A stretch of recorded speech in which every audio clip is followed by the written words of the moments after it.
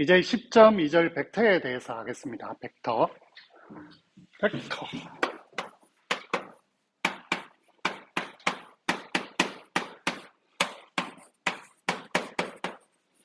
벡터인데요. 여러분들의 벡터를 배울 때 벡터와 스칼라 이렇게 두 개로 나눠서 배우기도 했겠지만 일단은 벡터라는 건 어떤 점에서 어떤 점으로 힘을 이동시키는 거라고 생각하시면 됩니다. 그죠? 그래서 여기는 힘도 있고 방향도 있어야 됩니다. 힘도 있고 방향도 있어야 됩니다. 그래서 보통의 점 A에서 끝점 B가 있으면 요 벡터를 나타내는 표시를 A, B 이렇게 표현하기도 하고요.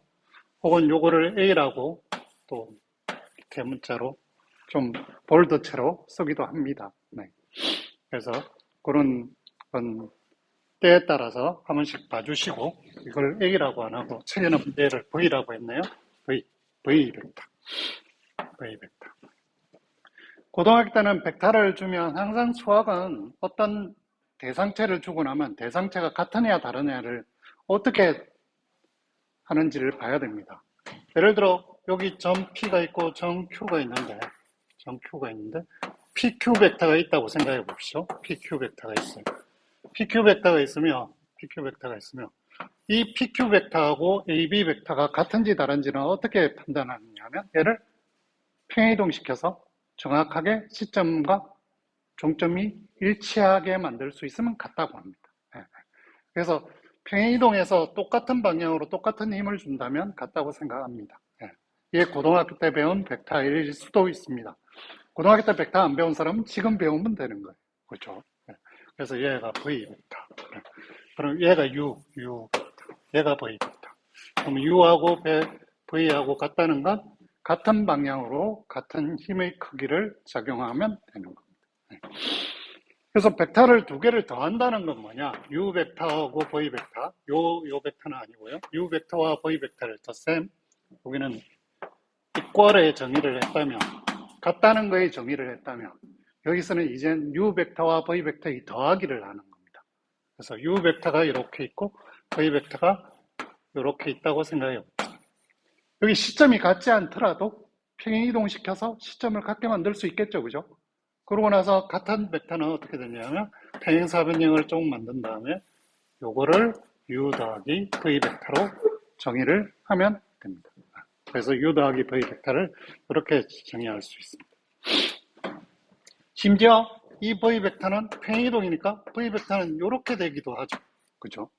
그래서 U 더하기 V 벡터는 이렇게 가서 U의 끝점에서 V를 일치시켜서 이렇게 끝점과 끝점을 연결시키면 더하기 벡터가 나온다고 생각하셔도 됩니다. 거꾸로 U를 이렇게 하면 U의 끝점에서 V 벡터의 U 벡터의 끝점으로 가서 U 더하기 V 벡터가 나온다는 거 해도 됩니다. 그래서 이거는 벌써 U 더하기 V 벡터가 V 더하기 U 벡터가 같다는 걸 벌써 보인 겁니다. 그렇죠? 그렇게 되고요. 그러면 벡터의 덧셈의 정의가 되었다면 그 다음에 벡터의 곱셈을 정의해야 된다고 생각하겠지만 곱셈이 아니라 실수배라는 걸 정의합니다. 실수배라는 건 뭐냐? 벡터의 실수배라는 걸 할 건데 벡터의 실수배는 실수 K가 있으면 벡터의 U를 곱하는 거죠. 실수 K를 벡터 U에 곱하는 거죠. 그럼 U 벡터가 있으면 얘가 U 벡터가 있어요. U 벡터가 있어요. 그럼 이 U는 뭐냐 하면 얘만큼 같은 방향으로 크기가 2배. 이렇게 3이면 3만큼. 그럼 마이너스는 마이너스 U. 마이너스 U는 어떻게 된다? 얘를 반대쪽으로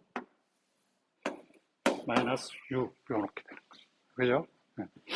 그래서 실수배를 이렇게 정의할 수 있습니다.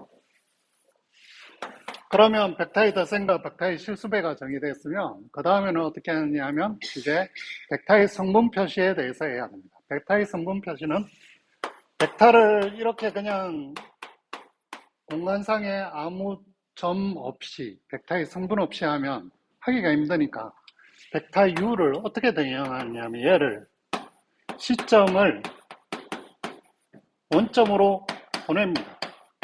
그러면 U의 값이 어디가 있어요? 종점이 나오겠죠? 종점이 어떻게 되냐면 종점의 값이 u1, u2, u3라고 하면 이 u 벡터하고 종점이 일치가 된다는 거죠. 그래서 얘를 1대1 대응이니까 u 벡터를 성분 표시로 한다는 건 시점을 원점에다 고정시키고 끝점으로 모든 벡터를 표현하겠다는 거. 그렇죠? 그래서 u 벡터가 이렇게 있고 그럼 v 벡터는 v1, v2, v3. 사실은 이게 평면 벡터라도 똑같이 할 수 있습니다. 네. 그래서 u 더하기 v 벡터를 하면 어떻게 되겠어요? 각각의 성분을 더한 게 되겠죠. 그죠? 그래서 얘는 u1 더하기 v1, u2 더하기 v2, u3 더하기 v3. 그러면 k의 u를 하게 되면 어떻게 됩니까? 각각의 k를 곱한 게 됩니다. 이렇게 되는 이유로 한다면 평면에서 간단히 생각해 보면 u 벡터가 이렇게 있다고 쳐봐요. 그러면 요 점이 u1이고 요 점이 u2가 되겠죠. 얘를 k배 한다는 건 어떻게 됐어요? k배만큼 커진 거 아닐까요? 그죠? 그쵸? 그러면 요거 때 요거의 비가 1대 k잖아요. 그죠?